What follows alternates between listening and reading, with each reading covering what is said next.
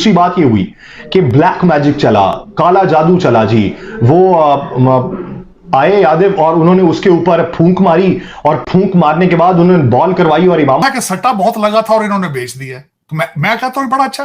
पाकिस्तान में जितनी गुर्बत और महंगाई है, अगर रेट अच्छा लग जाए तो क्या फर्क पड़ता है। जिस तरह गिरे हैं चंद बालों पे आती कि आप सामने वाला खुल के अपनी रिलीजियस बिलीफ को एक्सप्रेस करे, और हम अगर करें तो वो जो है वो दूसरे की रिलीजियस बिलीफ का वायलेशन है। ये बात मेरी समझ में नहीं आती है।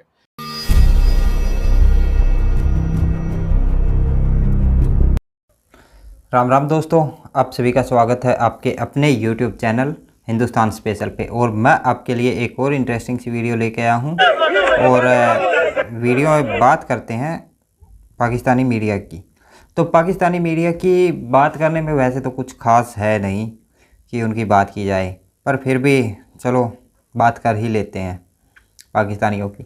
पाकिस्तानी मीडिया के अंदर ये चर्चा की जा रही है कि जो भारत है वहाँ पे काला जादू के ज़रिए ये मैच जीता गया है। और अब इसकी कहाँ तक सच्चाई है ये तो जो पढ़े लिखे लोग हैं वो समझ ही सकते हैं कितना सच है और कितना झूठ है।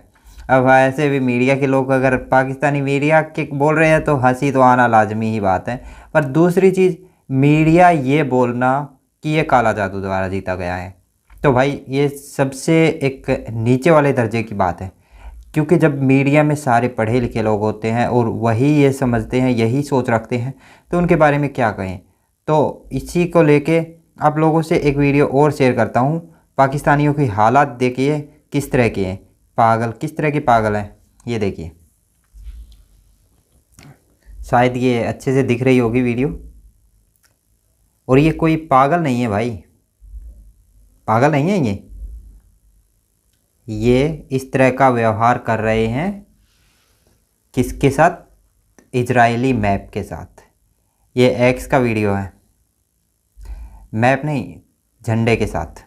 मैप तो मैं गलती से बोल गया। और ये इस तरह के हालात, ये पागलों जैसे हालात हैं।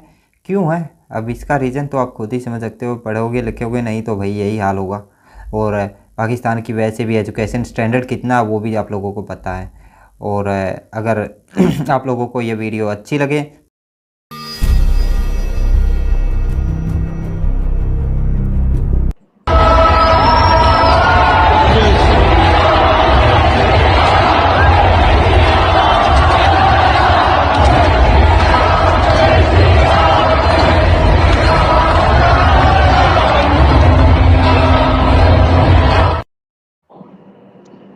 अभिषेक जी, बहुत बहुत स्वागत आपका हमारे शो में। अभिषेक जी, ये वही क्रिकेट की तो पिच है जहां पर नमाज पढ़ते हुए हमने कुछ टाइम पहले देखा था।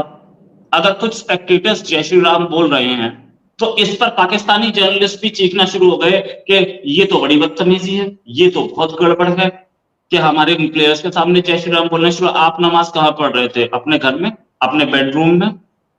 आप भी तो पब्लिक के सामने नमाज पढ़ रहे थे। यहाँ जय श्री राम के नारे लग रहे हैं, मुसलमानों को कोई गालियां दी जा रही है। और अपने कंट्री के भी कुछ पॉलिटिशियंस इसमें कूदे कि ये तो हमारी तहजीब ही नहीं है, ये तो हम तो अतिथि देवो भव। को कल हमारे अशरफी साहब है पाकिस्तान से, उन्होंने एक ब्लंडर सा मारा। उन्होंने कहा जी यहूदियों की तो कहते हैं जी आप प्रोडक्ट को जो बाइकाट कर दें।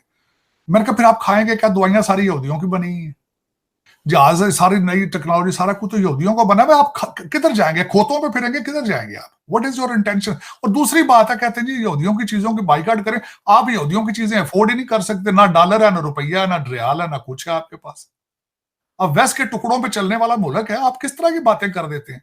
चलें उससे भी आगे चलते हैं। चीमा साहब, जो सबसे बड़ी बात यह है, इस वक्त भी सितंबर 11 के असरात अभी तक है।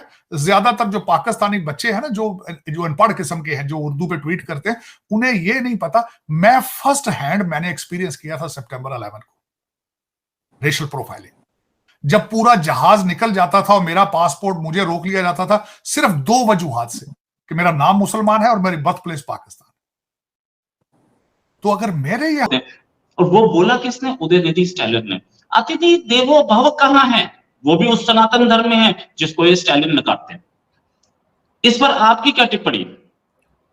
कुछ साल पहले मोदी जी भाषण दे रहे थे कलकत्ता में, अचानक से अजान शुरू हुई, वो चुप हो गए। उन्होंने अजान को होने दिया और उसके बाद जो है वो अपना भाषण चालू रखा। तो उसी तरीके से आप जब पाकिस्तान जाएंगे आपको 5 वक्त की अजान सुनाई जाएगी, जहां पे इसका मतलब ये होता है कि आपका भगवान झूठा है और गलत है और मेरा ही भगवान सही है। तो ये जो एक वन साइडेड आदत पड़ गई है ना कि टॉलरेट करने की, और अभी आपका ही मैं ये क्रेडिट जो मैं अगला सेंटेंस बोलूंगा ये आपको जाता है। आपने भी बड़ी अच्छी एक बात बोली कि पाकिस्तानी तो हर बात में इंशाअल्लाह कहते हैं और बिस्मिल्लाह रहमान रहीम करके वो शुरुआत ही करते हैं अपने कई बातों की।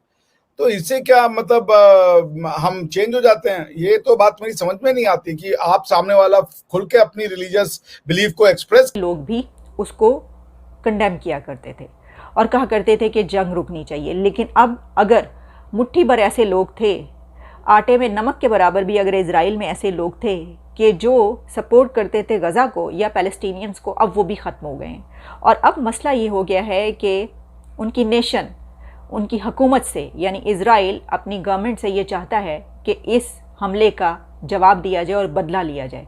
तो अब ये जंग से ज़्यादा एक रिवेंज की शक्ल इख्तियार कर चुका है। और जब ऐसी सूरत हो तो फिर ये जंग से भी ज़्यादा ख़तरनाक सिचुएशन होती है, और ऐसी ये सिचुएशन है। तो क्या ऐसे एक इमोशन जो कि इजराइल के अंदर है, इस इमोशन के बाद इजराइल की गवर्नमेंट मिस्टर नेतन्याहू क्या ये फ़ैसला कर सकेंगे कि जो होने जा रहा है, ये बयान है इसका क्या ही हम वो करें? तो अगर आपको दूसरों की रिलीजियस सेंटिमेंट्स का इतना ही ख्याल है तो फिर तो आपको ये कहना पड़ेगा कि जो ये कहे कि हमारा भगवान गलत है, इससे बड़ा रिलीजियस सेंटिमेंट क्या वो होगा। ये एक आदत पड़ गई है इंडिया में कि एक अजीब सी कि आप अगर हिंदू हैं तो आप सबका जो है रिस्पेक्ट कीजिए, लेकिन आपकी रिस्पेक्ट कोई नहीं करेगा। तो ये अब आप इसको क्या ही करें ma'am? This is something very shallow, this is not even worth of any comment. जिनको बोलना है वो बोलते रहे। मेरे ख्याल से जय श्री राम कोई बुरा वो नहीं है, बल्कि एक प्यार का नारा है। जय श्री राम से किसी की वो नहीं होती। बोलने वाला आपके खुदा को गलत नहीं बोल रहा, बोलने वाला आपके भगवान को डिसरिस्पेक्ट नहीं कर रहा है, वो अपने भगवान के बारे में कह रहा है। तो कोई अगर मेरे सामने कहेगा, मैं जब यूरोप में था सब लोग बार बार जीसस कहते थे, कुछ भी बात हो Jesus Jesus what are you saying, तो मैंने कभी उसको ऑफेंसिव नहीं लिया कि भाई वो जीसस क्यों कह रहा है हर बात पे। तो ये क्या मानसिकता है, मुझे समझ में नहीं आती है। तो this is it, I mean this is very shallow. मैंने कहा क्या वजह? मैं कहा चाचा जी तुझसे मैंने क्यों मना कर रहे हो?